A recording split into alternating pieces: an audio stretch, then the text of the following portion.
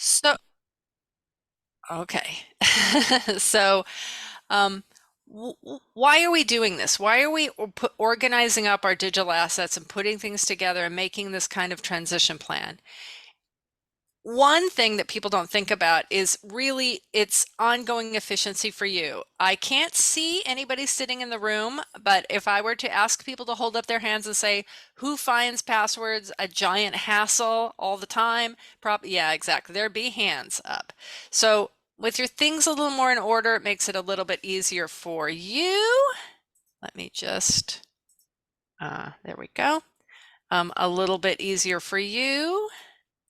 And a kindness for your family. And when I use the word family in this talk, I want to be really clear that it doesn't exactly always mean a family member. It's the correct word would be your designated agent, meaning whoever's going to take care of your things. But saying designated agent is just sounds a little formal to me. But when I say family, it could be just, I know a woman who has her ex-husband as the person who's going to take care of it. And somebody also has her ex-brother-in-law that the sister divorced. I mean, whoever it is that's taking care of this, you know, if you want them to be able to do it alone,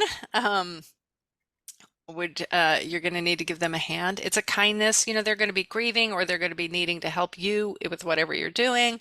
So it's a kindness for them. And it keeps your story together. And that's mostly when we get to talking about pictures. When we get to talking about pictures, then we will, you've got a story about your life. And that story can be lost. It can be the pictures and the digital devices that they're on can be gotten rid of, can be accidentally thrown away. So we don't want that to happen. So there's a benefit to you now, and there's a benefit to your people, a big benefit. I am the person who sits with the people who have problems, who are trying to close these accounts and things. Please do them the kindness of doing a little bit of prep. Now, this is the kind of thing where somebody says, you're looking going, someday I'm going to go through the garage, right? There's 50 boxes from Aunt Martha that we never opened up, and there's, 10 boxes of craft supplies. So don't be overwhelmed. There's a lot of stuff that you can do in this process. Maybe you've got everything. Maybe nothing you have digitally is in any kind of order. Maybe everything is on post-it notes and scrap paper and little bits of things everywhere. Don't be overwhelmed. Just match the effort to your comfort level, to your amount of energy. Some people, imagine if it was a pile of socks on the floor. Some people want every sock matched up, and the sports socks different from the dress socks, right? And for some people, it's just fine to get the socks in a drawer for socks, right? So I'm going to give you the whole soup to nuts of things to do, but you do what you are comfortable doing. Anything you do will help. Okay? Anything you do will help the people who are having to do this. So, my easy peasy, create your plan in 3 phases, your transition plan. So easy that it would only take about 3 months to do. So, your create your transition plan is first gathering and sorting your digital assets. And we're going to go into this in excruciating detail. Excruciating detail. Second thing is we're going to secure that data. And there's some different ways that you can secure it. And then the last one is the easy one, which is notifying those people, notifying your legal agents, notifying your family or whatever, how to get to these things, right? So 3 easy steps that are just, no one's going to be jumping for joy at having to do these steps, but I'll tell you what they are. And the first step is gathering in a way that's comfortable for you. We're going to be talking about gathering. This is the biggest part because you have a bigger digital footprint than you think. Really, people go, I don't really do that much online. I don't really do that much online. But you know what? When you sit down to it, there's a whole lot. You've maybe got a subscription to the Seattle Times in addition to some banking, in addition to your medical stuff. And maybe you had to sign up for Walgreens pharmacy. Nowadays it's just hard to do anything without a digital component. So there are more digital things than you think. All right. And it's going to take a little time. No one knows better than you what kind of accounts you have, what kind of photos you have saved, all of those kind of things. So no one knows better than you. And even you might take a couple weeks to just know what you have. So keep jot a little piece of paper down. And you're like, oh, that's right. I did have an account with Nordstrom or whatever, some time ago. And as I said, nobody knows your digital life better than you. If you, 10 years ago, created a little website about your poetry and maybe you don't tell people about it, but you just keep it going, right? Nobody's going to really know that unless you get it listed down. So, just you want to get everything out in this gathering phase. And in this gathering phase, I also encourage you, if you have private things that you don't want other people to see, this is a good time to take care of those, right? Either put them behind something that's password protected and don't keep that password around, or do whatever, you feel is appropriate. But for private things that you don't want anyone else to see, don't wait. Just take care of those private things. So the next slide, I'm going to show you. Next slide is going to be the number one most important set of instructions. We'll go in a few parts. If you do nothing else, do this, and this will help enormously the people who have to take care of your digital things, this digital transition plan. All right. And it's all in the handout that you'll all get. So I want you to kind of hear it and understand it. The most important things that you can do is to gather passwords, usernames, and security questions. Now, 3 things: passwords, usernames, and security questions, because sometimes people don't write down the security questions. And I can't even tell you the amount of time I've spent next to people going, okay, what was my husband's best friend? What would my husband have answered for his best friend in college? Was it Edward, or would it have been Eddie, or would it have been, wait, that was high school. I mean, seriously, that we're trying to figure out the names of pets. So when you write down your passwords and your username, please write down the security question, or not write down, I mean, wherever you are keeping this. For all of your email accounts. So this thing, your passwords, usernames, and security questions for all of your email accounts. Many times people have a few email accounts. Sometimes people have something they call a junk email account, because back in the day when we all started using the internet, you kind of had to have a junk email account. You don't need to do it so much anymore, but lots of people have, maybe 2 or 3 email accounts. So make sure somebody has the information for all of those, and especially the one you use most often for password resolution. Password resolution is just a big phrase that means the account, if you go to log in somewhere, if you go to log in at the Seattle Times, if you go to log in at the bank and you forget your password and they say email me or text me, right? Make sure that somebody can get into that email account. Somebody you trust can get into that email account to be able to change passwords if they can't find them. So for all of your email accounts, make sure that you have your password, username, and security questions gathered up. Okay. The next thing, we're still on this very important page with this purpley star. For your Apple, Google, and Microsoft accounts, because those 3 companies control so many things now. Everybody has some relationship with Apple, Google, Microsoft. Google would be Chrome, would be Android. Apple is your Macs, your iPhones. Microsoft is anything if you're on a PC. You have an account with that company. If it's Google, it's just like your Gmail login. If it's Apple, it's your Apple ID. If it's Microsoft, you have a traditional whatever kind of username and password you chose. But whatever your account is, get that information, and also the PIN to open the device. So I had a family contact me that said, my uncle has all of his passwords on a note in his phone and he didn't leave us the code. So that's a true story, right?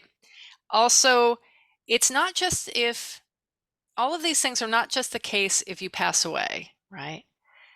How many of us know folks who've had a minor stroke and a minor stroke can erase just a little bit of your memory, right? Just enough that it's like, I don't know how to get into my laptop computer. I know that I had a pin, but I don't know what it is. Or maybe you go on a nice long vacation for 2.5 months, you come back and you can't get into your computer because you don't know the pin to get into your computer. Now our computers all have little codes to get in.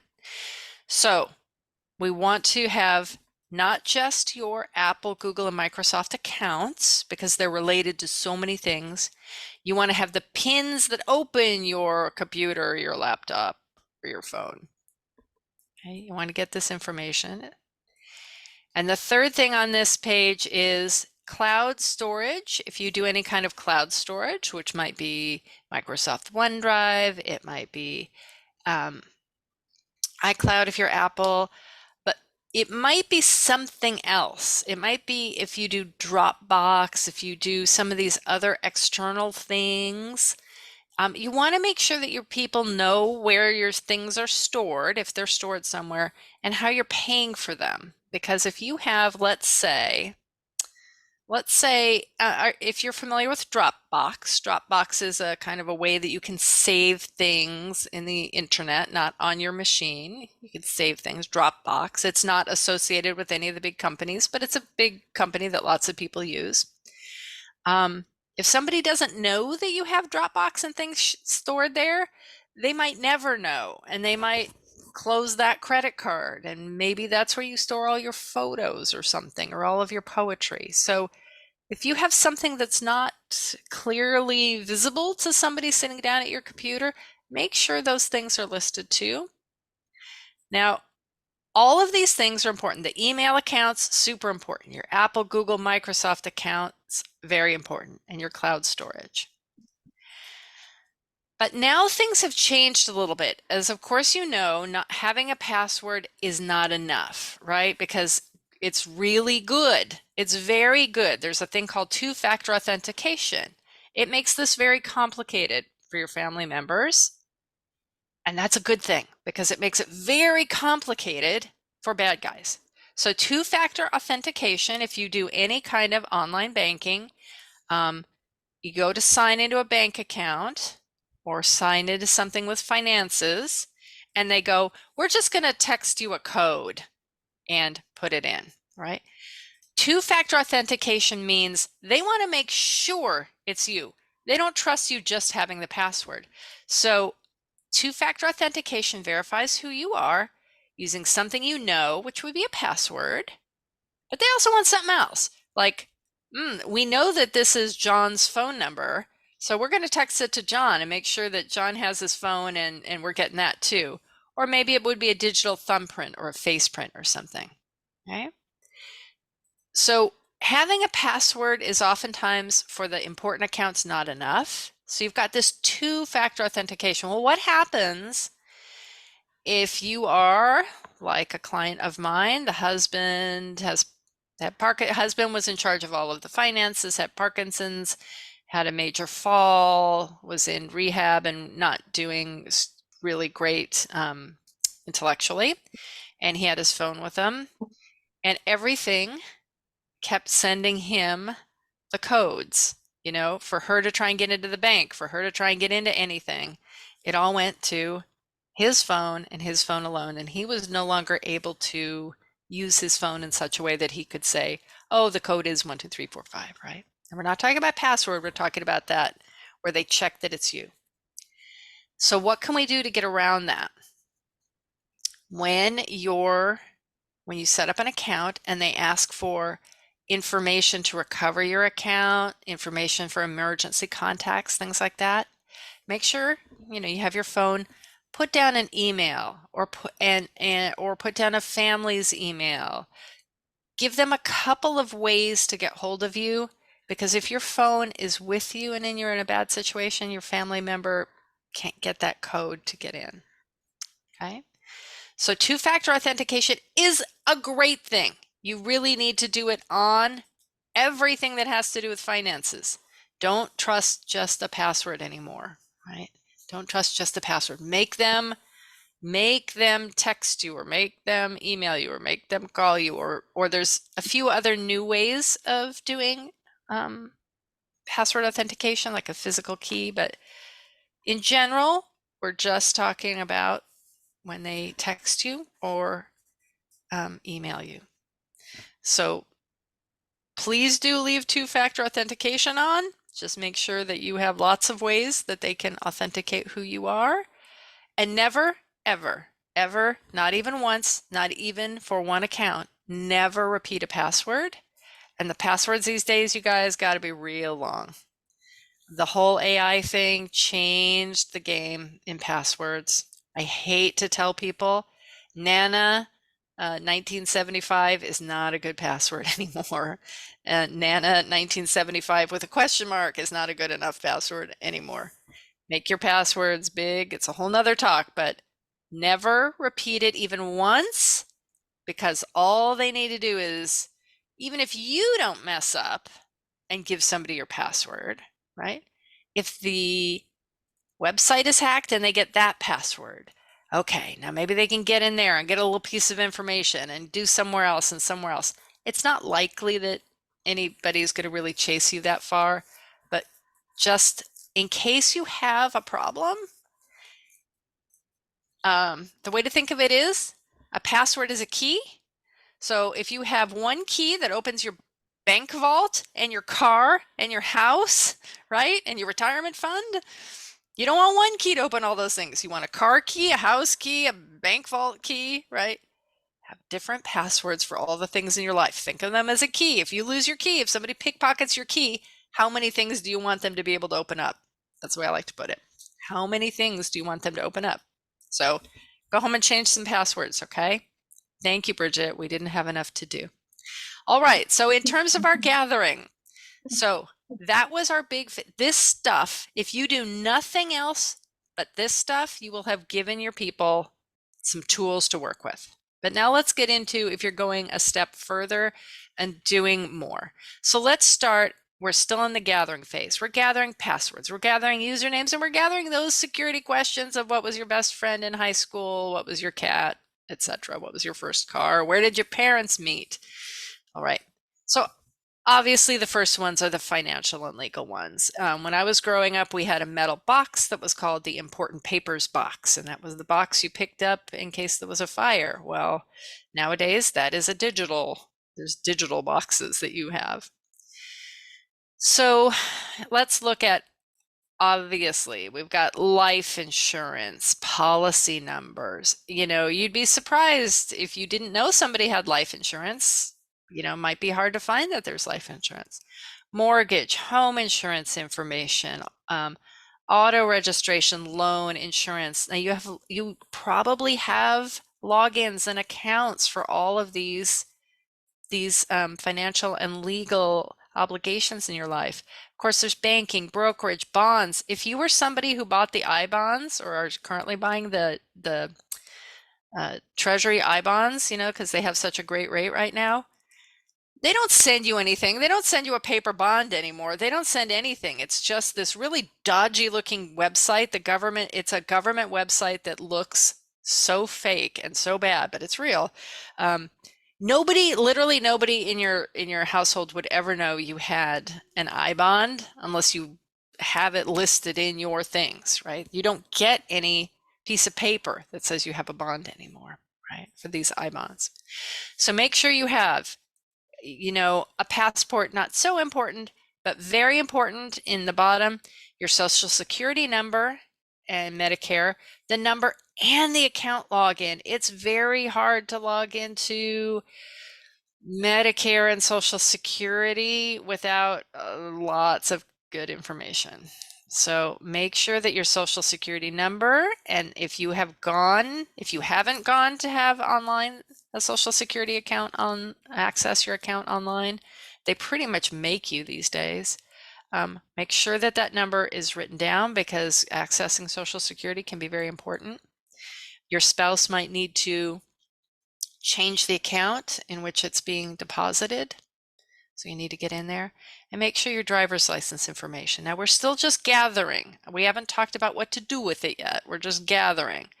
gathering. And that's those things are the things you would definitely think about. But let's think about other things. Your local pharmacy, your online pharmacy, your doctor's office, and all those portals they make us jump through now, right? To get to our medical information. Maybe your family member needs to log into your medical portal to see what medications you're currently taking. Maybe they need to ask a question to your doctor, So make sure that information is there. And of course, your health insurance, whatever kind of health insurance situation you have. Let's also look at your utilities, water, gas, electric, trash. If somebody needs to pause, they're not going to pause the water or the gas, but maybe they're going to pause your internet or your cable TV for a couple months if you're going to be in rehab. Maybe you've got a good to go pass that's going to renew or dump $40 in every month or something. You want somebody to be able to deal with that. Your cell phone provider, please make sure you have your cell phone provider and the payment information so they know that they're not, when you're working with somebody's estate, maybe you want to keep their phone for a few years. Maybe you want to keep their phone going, but you have to figure out which credit card it's tied to so you don't cancel that credit card, right? So you're giving your people, your executors, your family, your agents, these tools. Then think about HBO, Netflix, Hulu, magazines, newspapers, arts and performance, right? Like the ballet, it's so easy to forget that you've logged in once to buy tickets and then they keep getting renewed. Social media, if you have Facebook, there are settings. If you look in your Facebook settings, you can choose people who can access your account in case you pass away, and they can post a few things. You can set it up so that they don't see any private messages, or maybe they can just, you could just give them the password and let them run your Facebook page as if it was you. You might have been somebody that used Snapchat or MySpace back in the day. You want to be able to go in and close those accounts. Oftentimes when I'm working with widows, if we know an account exists, even if they're not charging money, if we can close it, it's closed. It's kind of a little better if you can to close unused accounts rather than let them just sit there and stagnate. There's, for the next 20 years, there's going to be nothing good that comes of it by leaving something open, if that organization gets hacked or something.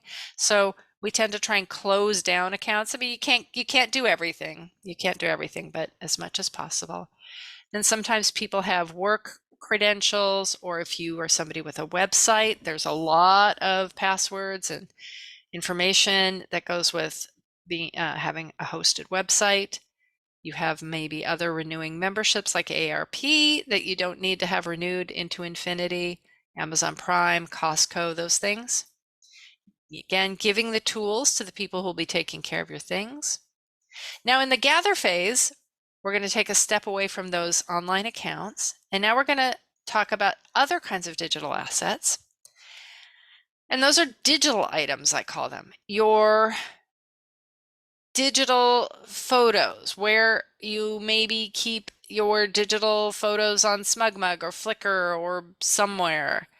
Sometimes you have text threads and photos and emails attachments that you want to keep. I had one client who had an email link to a little video of her husband dancing at his very last birthday party. And she said, I don't know what to do. I don't know how to get that video and save it. Luckily, she remembered who sent it and where it was, a couple of years earlier.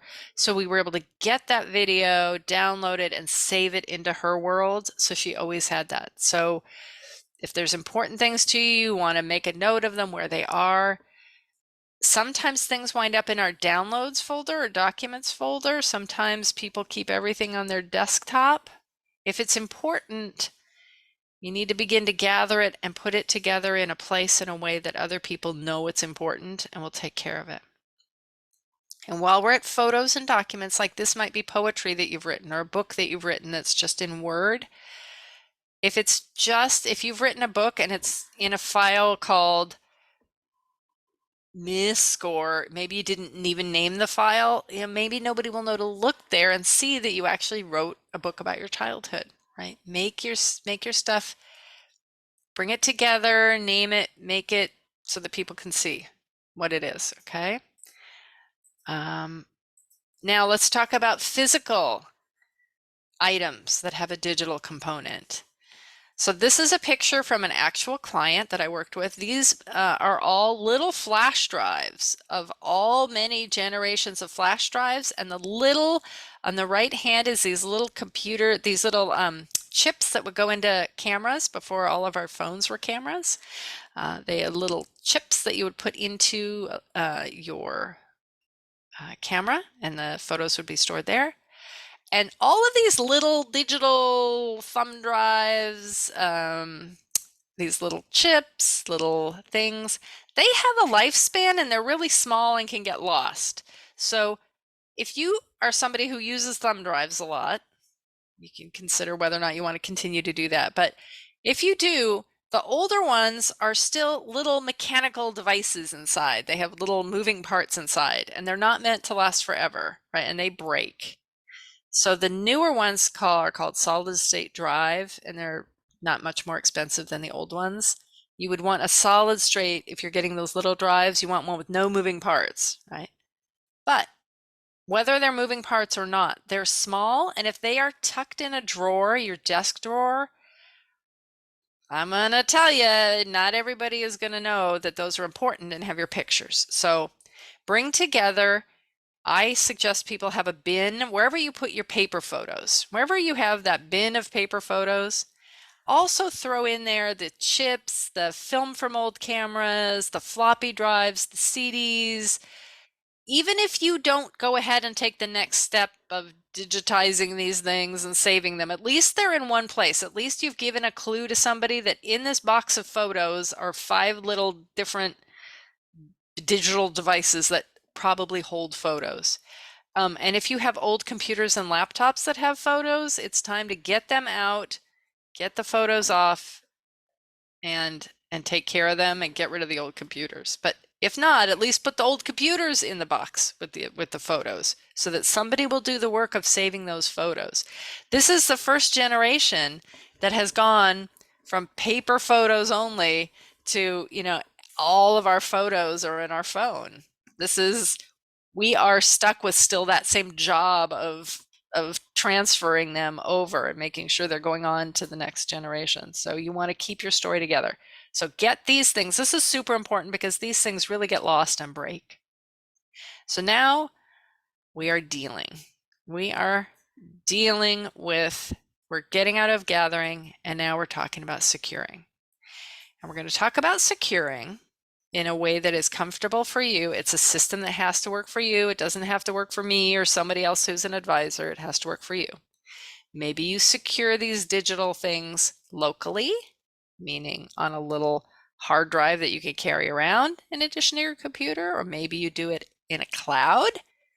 And the cloud, I got to tell you, there's no clouds. There's absolutely no clouds involved. It's just a computer that someone else hosts that's on a Microsoft or Amazon or Apple owned computer. No clouds, but it has a great marketing name.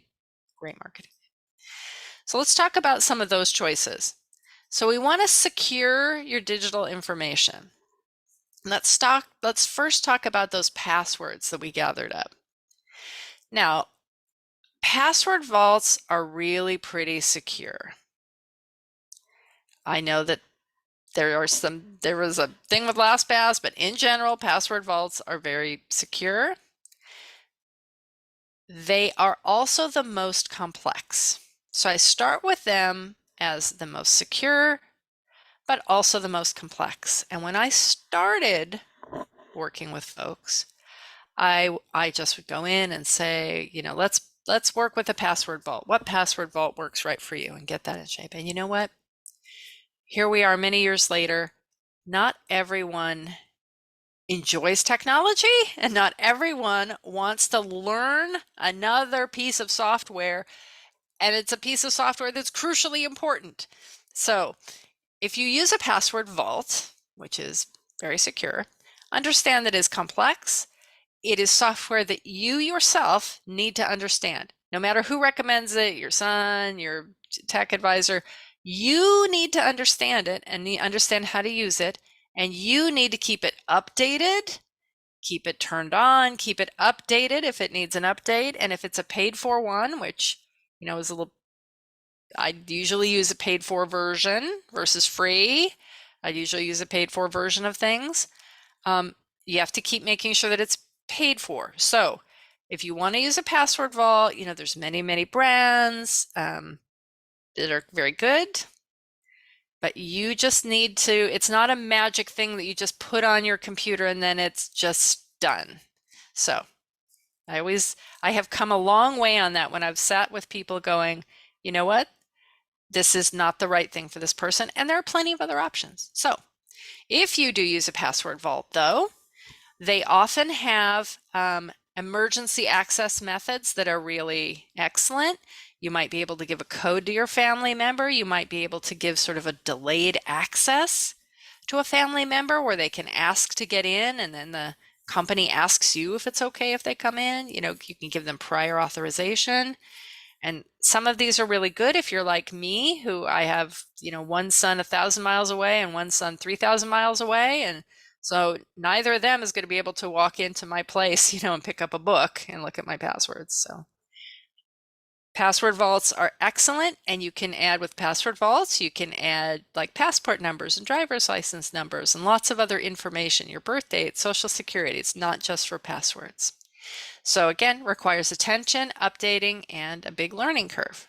So if you like tech, do it and train your spouse. If you're a couple, make sure your spouse can use it too, okay? Or leave them my card, my business card, so they can call me. All right, second step down in complexity works for most people. Your browser, your Chrome, Edge, or Safari, they can, if you turn the settings on. Safari is also called the keychain in the Apple world. You can enable it.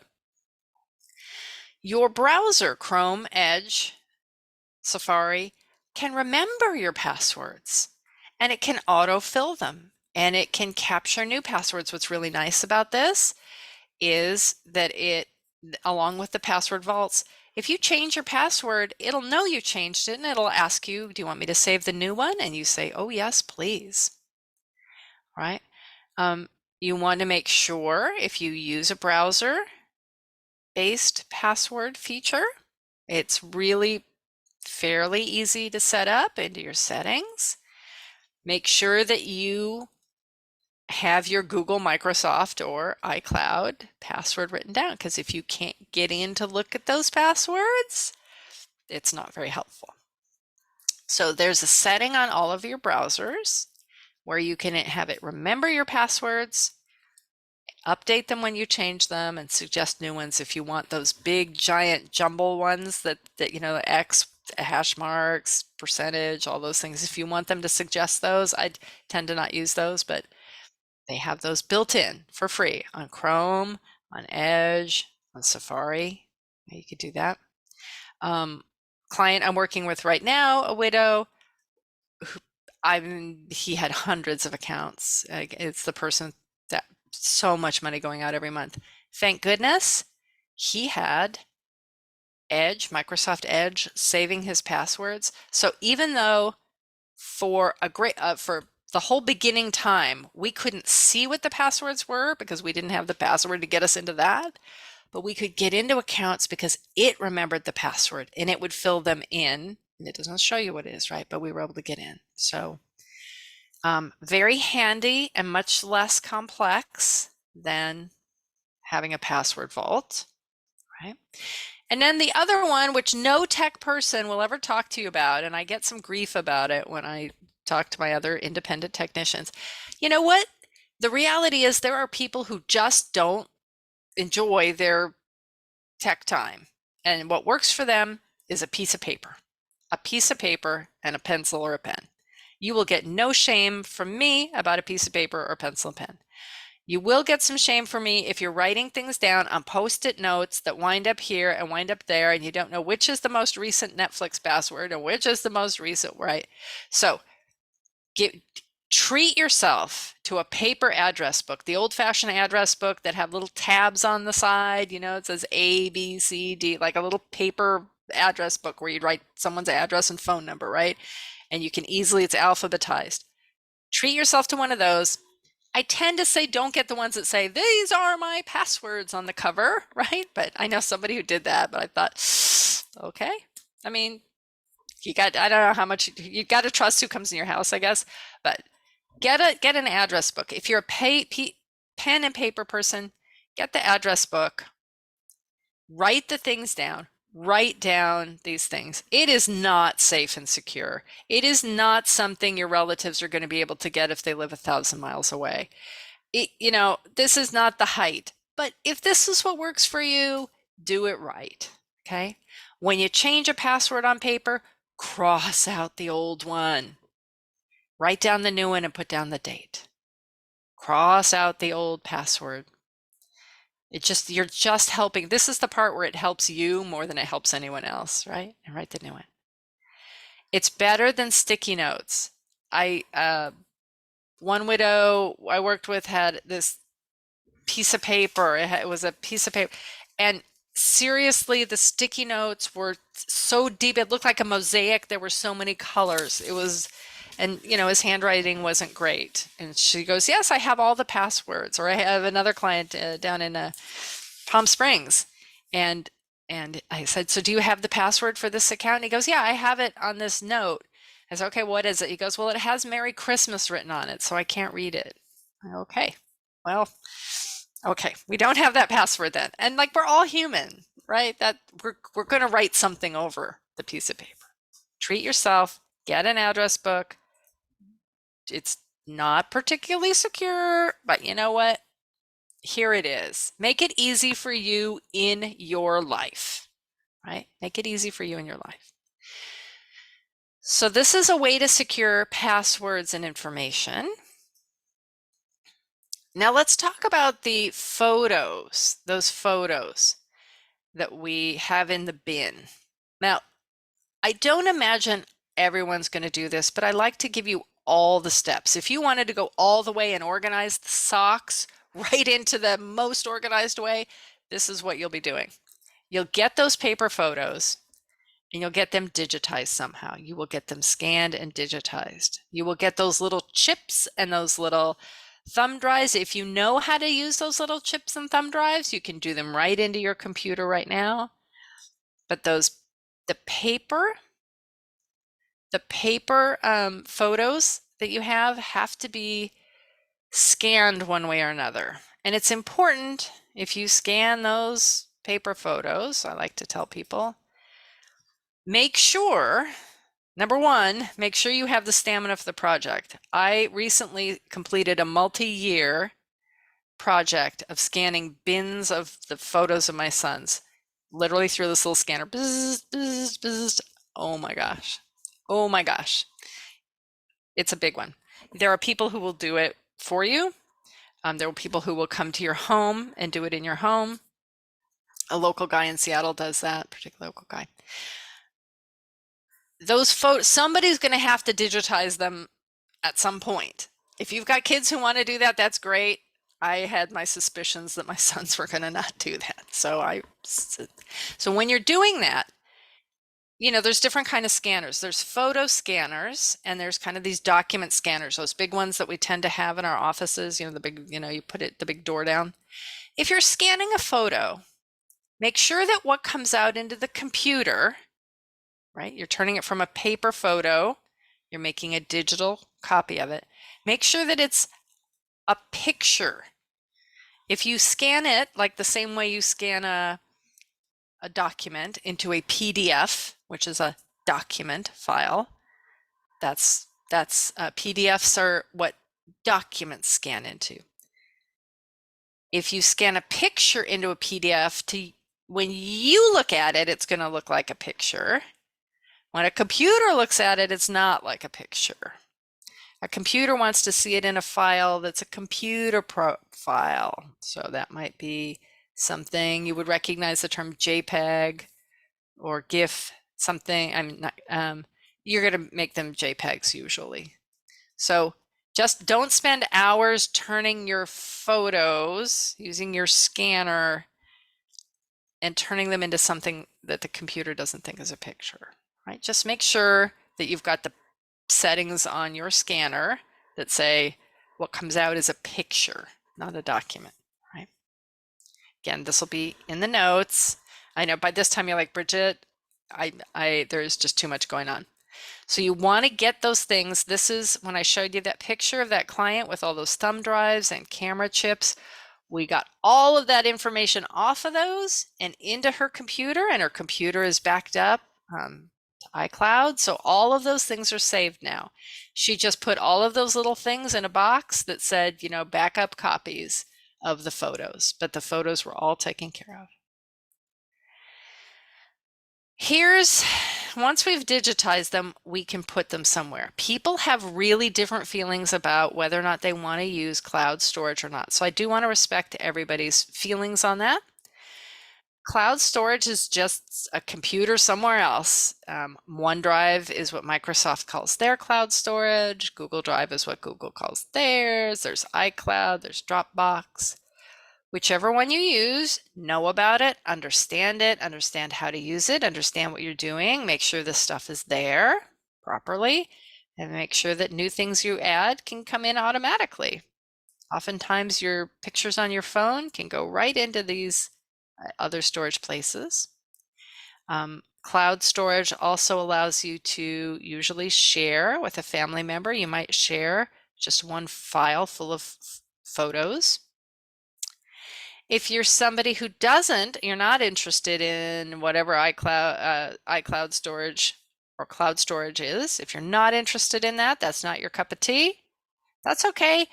You can just get a hard drive, an extra hard drive, which is the computer's remembering part, and you can use some backup software or just use the software that comes with your computer, and you can back it up. So then you have a copy of your computers here. I'm holding my laptop. You can have your copy of your photos on your laptop and a copy of your photos in a little external hard drive that's maybe in another room.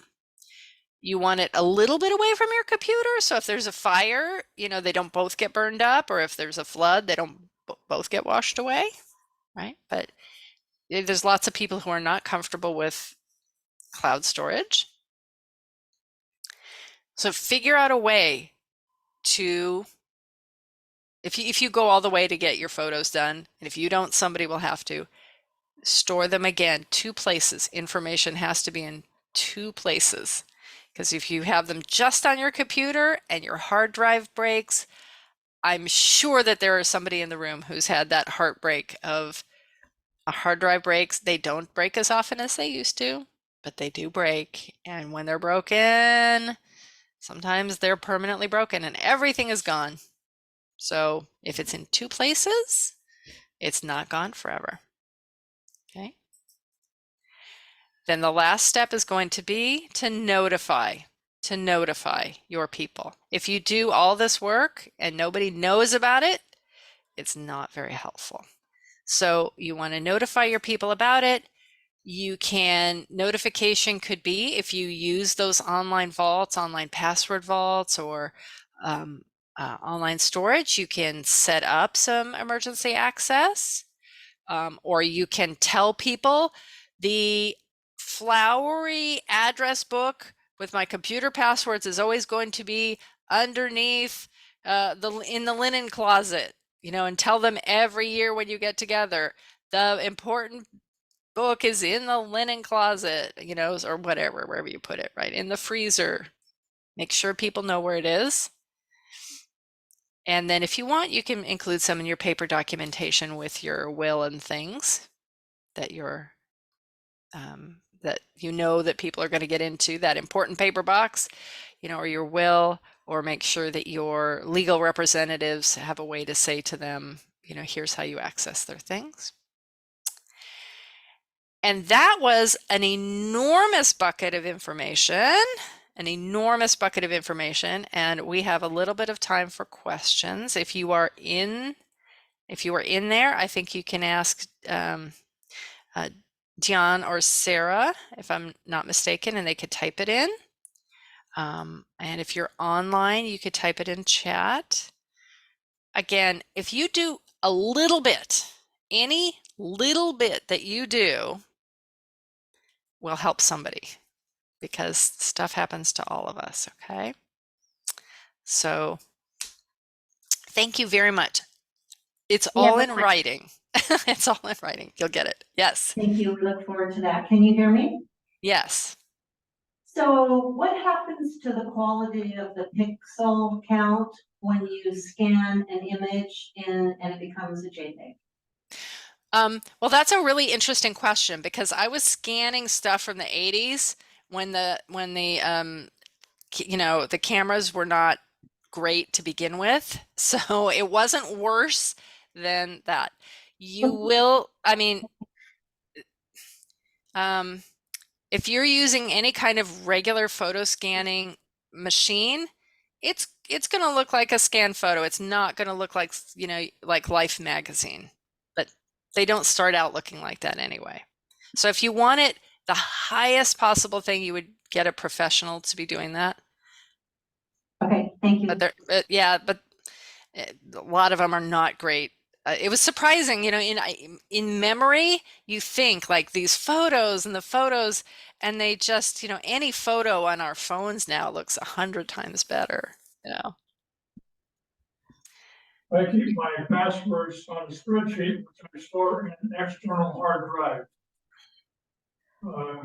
Which I do not ever have, well, I only have it connected to the internet when I'm making changes, updating or something.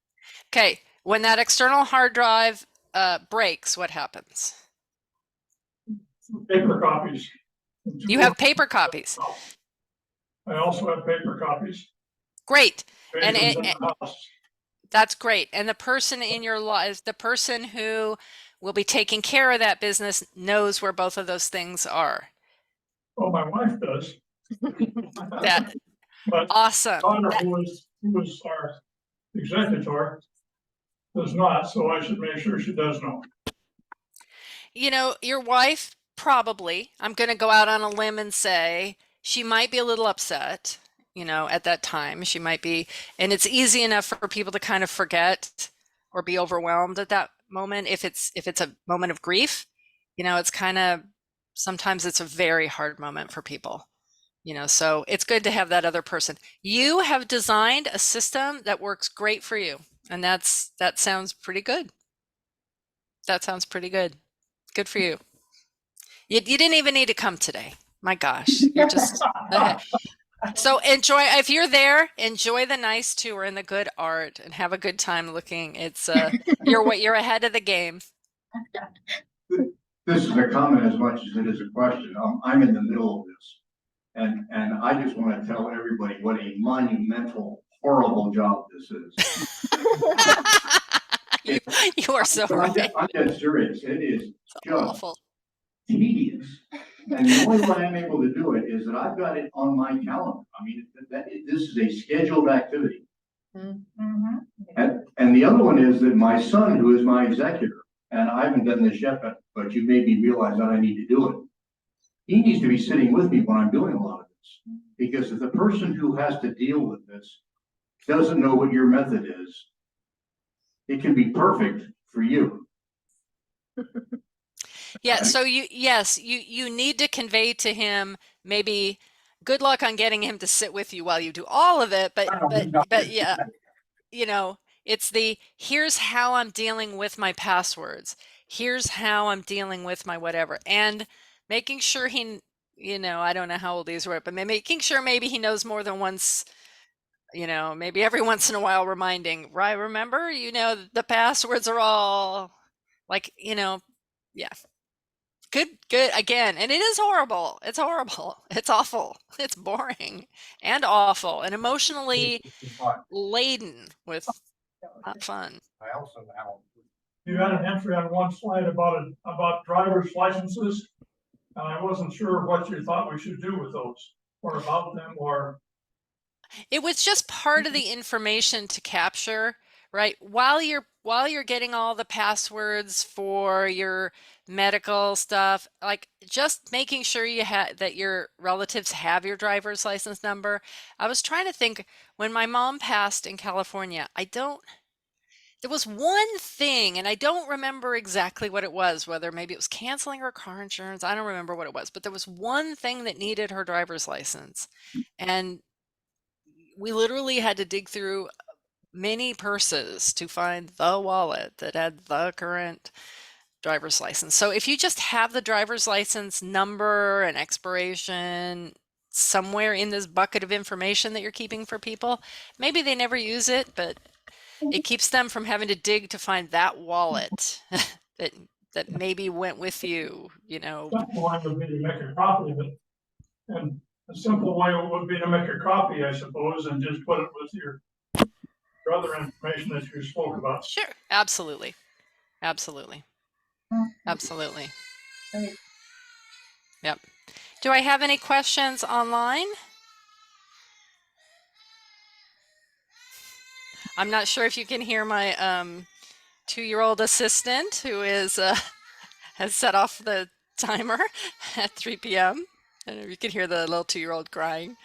But I'm still here for questions. I'll just break her heart. No problem. I'll just stay for all the questions. No, really, seriously. Somebody else has got her right outside the door. Any questions for our people in iPad Sophie or Elaine or Mike and Gwen? This is your moment. Okay. David, Jen, no? All right. All right. Thank you guys very much. A lot of information.